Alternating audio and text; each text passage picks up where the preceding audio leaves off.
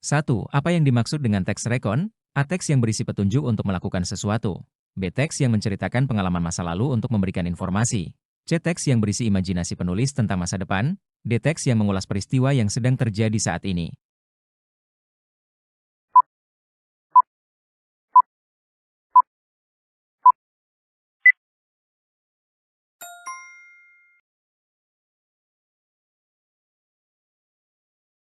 Teks rekonstruksi, rekon, adalah teks yang menceritakan kembali pengalaman atau peristiwa masa lalu, dengan tujuan memberikan informasi atau memaparkan kembali kronologi kejadian.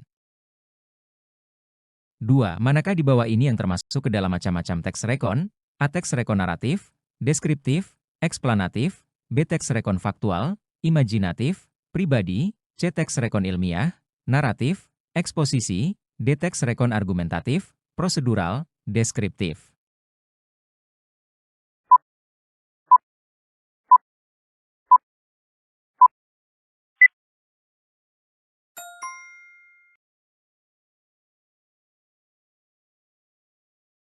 Teks rekon bisa berupa teks yang menyampaikan pengalaman faktual, berdasarkan kejadian nyata, imajinatif, berdasarkan rekaan atau hayalan penulis, atau pribadi, berdasarkan pengalaman pribadi penulis. 3. Apa yang dimaksud dengan teks rekon faktual? A. Cerita ulang yang bersifat imajinasi penulis. B. Cerita ulang tentang pengalaman pribadi penulis. C. Cerita ulang tentang peristiwa nyata yang terjadi. D. Cerita ulang yang berfokus pada tokoh fiktif.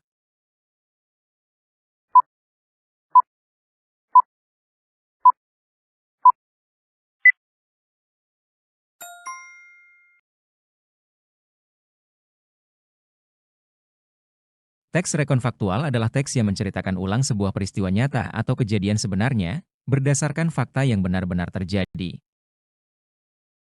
4. Apa yang menjadi struktur utama dari teks rekon? A. Identifikasi, deskripsi bagian, dan simpulan. B. Judul, paragraf pembuka, dan penutup. C. Orientasi, peristiwa, dan reorientasi. D. Gagasan utama, argumen, dan kesimpulan.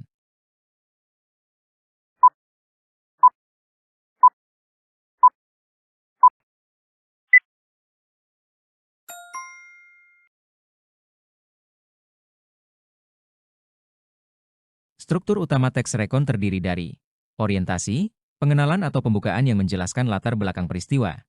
Peristiwa, rangkaian kejadian atau peristiwa yang diceritakan secara kronologis. Reorientasi, penutup yang biasanya berisi kesimpulan atau pendapat akhir penulis tentang peristiwa yang telah diceritakan.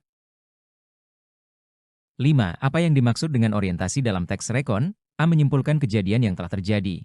B. Memberikan informasi tentang siapa, di mana, dan kapan peristiwa terjadi. C. Menceritakan urutan kejadian secara detail. D. Menggambarkan suasana dalam cerita.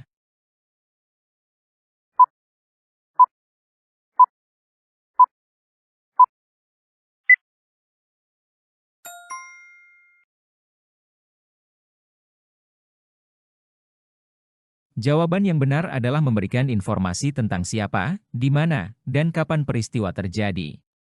Orientasi dalam teks rekon berfungsi untuk memberikan latar belakang informasi mengenai siapa yang terlibat, di mana, dan kapan peristiwa tersebut terjadi, sehingga pembaca mendapatkan gambaran awal tentang situasi dalam teks.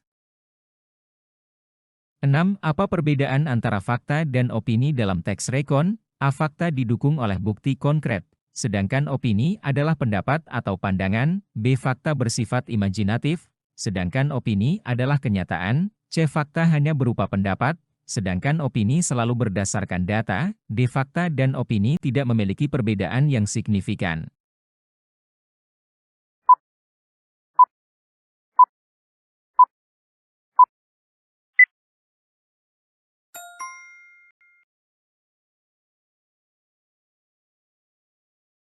Jawaban yang benar adalah fakta didukung oleh bukti konkret, sedangkan opini adalah pendapat atau pandangan.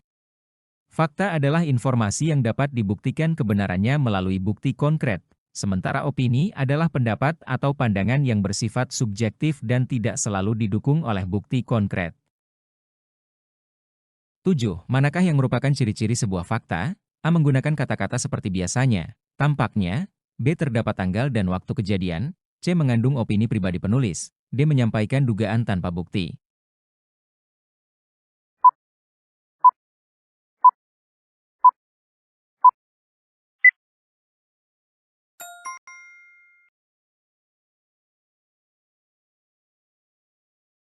Jawaban yang benar adalah terdapat tanggal dan waktu kejadian.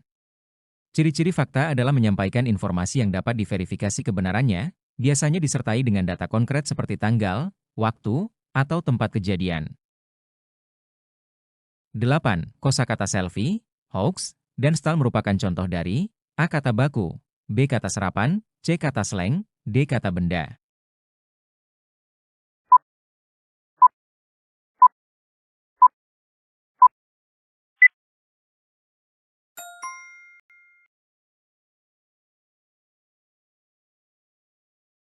Jawaban yang benar adalah kata slang.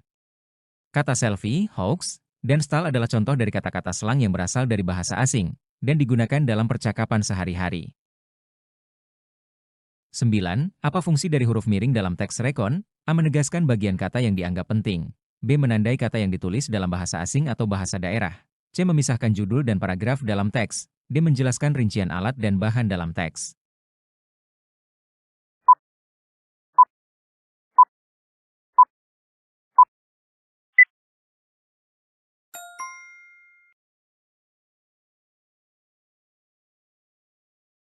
Jawaban yang benar adalah menandai kata yang ditulis dalam bahasa asing atau bahasa daerah. Huruf miring biasanya digunakan dalam teks untuk menandai kata-kata yang berasal dari bahasa asing atau bahasa daerah, sehingga memudahkan pembaca untuk mengenali kata-kata tersebut sebagai bukan bagian dari bahasa utama teks. 10. Imbuhan wan dalam kata hartawan berarti, A. Orang yang memiliki harta, B. Orang yang ahli dalam ilmu harta, C. Orang yang bekerja di bidang keuangan, D. Orang yang berhubungan dengan bisnis.